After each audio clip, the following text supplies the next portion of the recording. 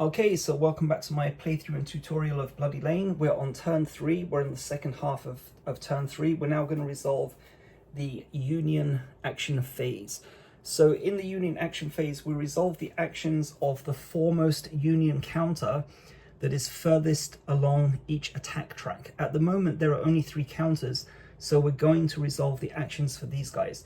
Now, first of all, the first Delaware has a cohesion of 1, so you automatically resolve crouch and reform. So we're going to flip the counter. First Delaware, so it's now crouching, and this if it's attacked, there's a -1 cohesion penalty to the attacker. Okay, so that's currently at cohesion 1. In fact, I will, just to make it clear, just pop the cohesion. This won't be necessary, like this rule is consistent, but just so that everybody, if you're new to the game, you understand completely. So it's got a cohesion of 1, so it's going to automatically make a cohesion check.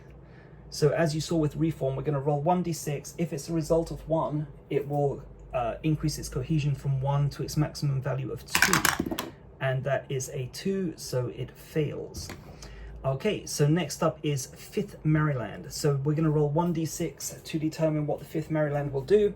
1 to 4 is a move. Charge, we'll cover that in a second time, in another video. And 5 or 6 is a volley. So 1 to 4, move. 5 to 6, volley, and we get a 2. So that's a move. So 5th Maryland will advance from attack position number 2 to attack position number 3. And same thing from 4th New York, 1d6, 1 to 4 is move, 5 or 6 will be a volley, and we get a 2, so that will also move forward. Okay, there's no other Union counters, so that concludes the Union action phase. Next up is the remove exposed tokens phase. There are no exposed tokens in play, so we can skip past that. Union deployment phase. Deployment is turn 1 for 8-12, we're on turn 3. So no Union counters to deploy, which brings us to the Confederate action phase.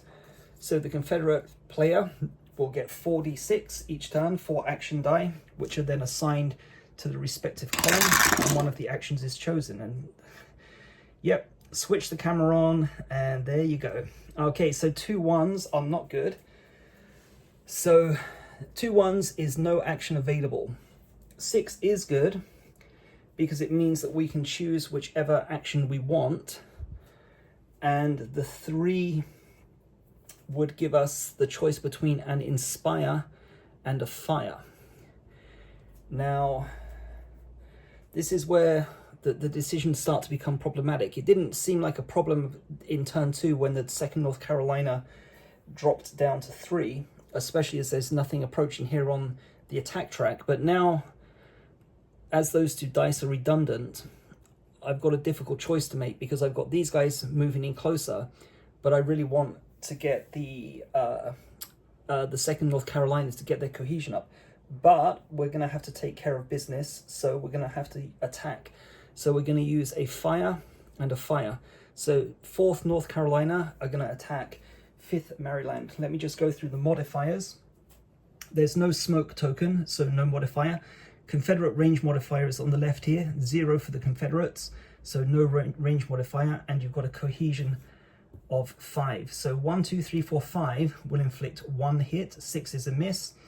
The mini ball value is 2 or higher, so a roll of 1 will inflict devastating fire, which will inflict 2 hits. So let's get going, and that's a 2, so that does inflict 1 hit.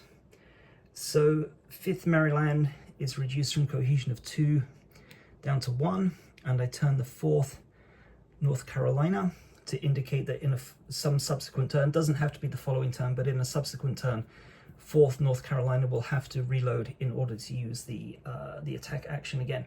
So 4th New York, so again, same modifiers, nothing for smoke, 0 range modifier, but the 30th North Carolina is down to a cohesion of 4, so this time 1, 2, 3, 4 will be hit, 5 or 6 is a miss, a roll of 1, because the mini ball value is 2 or higher, roll of 1 will be devastating fire, and we get a 4, which is just a hit.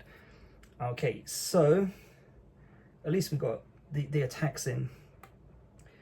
So that means the 4th North Carolina's cohesion is also reduced from 2 down to 1, and I then turn 30th North Carolina to indicate that they will have to reload in a subsequent turn. And there's nothing else I can do. These two ones are redundant, so not a very good turn in terms of giving us a range of actions, but that's the way the game goes. So that concludes the Confederate action phase. End of turn phase, remove any tokens that need to be removed. There are no tokens that need to be removed. Smoke token, for example, is not in play. So that concludes turn number 3. I'm going to scratch that off. And in the next video, we'll take a look at turn number 4, which will be a Union deployment phase as well. So the second wave will enter the battle. So thanks a lot for watching, and I'll see you in the next video.